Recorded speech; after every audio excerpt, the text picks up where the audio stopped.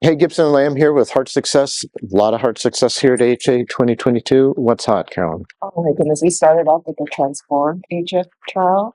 That was really, really much anticipated. So we had so few trials guiding our diuretic strategies in our patients who present with decompensated heart failure. So this was a very important trial comparing torsemide with fusimide. Mm-hmm. Looking at the primary outcome of all-cause mortality. Why did people think torsemide would be superior? Higher bioavailability, potential anti-fibrotic effects. And I think everyone just knows fusimide is almost a necessary evil. We need to get rid of the fluid, but we know it's got a lot of other effects that are not so good on the body, right? So torsemide, had a lot of potential.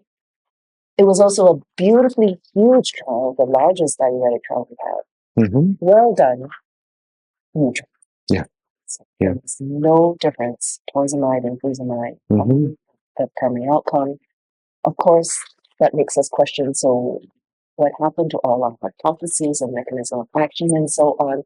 It's difficult to say. These patients were high risk.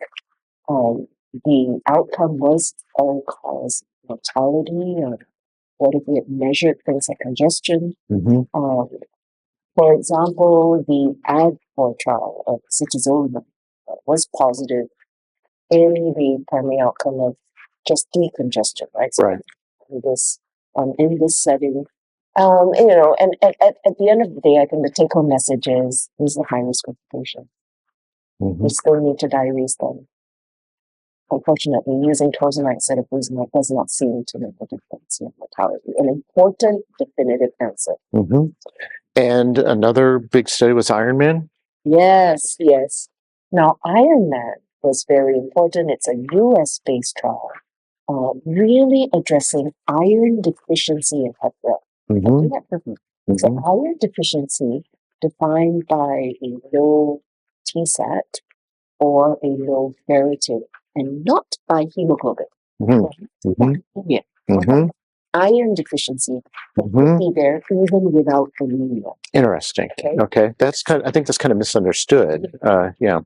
So we're not correcting anemia. We're actually correcting the problem of iron deficiency and using an intravenous iron preparation that had not been really proven in this population before. So although we may have heard of our trials, it was with a different intravenous iron preparation. And shorter outcomes in those. This is longer. Exactly. So it's one of those trials. P of 0.07. What do you make of that? So the primary outcome was narrowly missed. It was a meaningful primary outcome of death and hospitalization.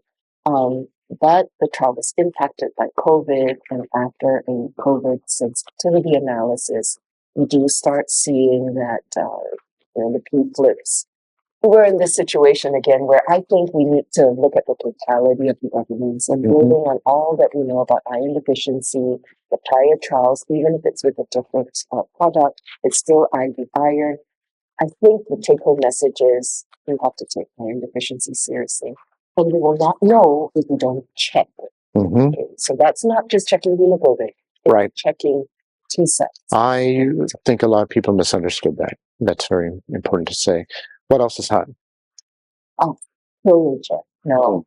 Pro-HF is not the sort of final outcome trial results, which was clinical outcomes based, but it's looking at patient-reported health status. And this time, because this trial is still ongoing and clinical outcomes are expected, we looked at does patient-reported outcomes trump physician assessments? What do patients feel about it?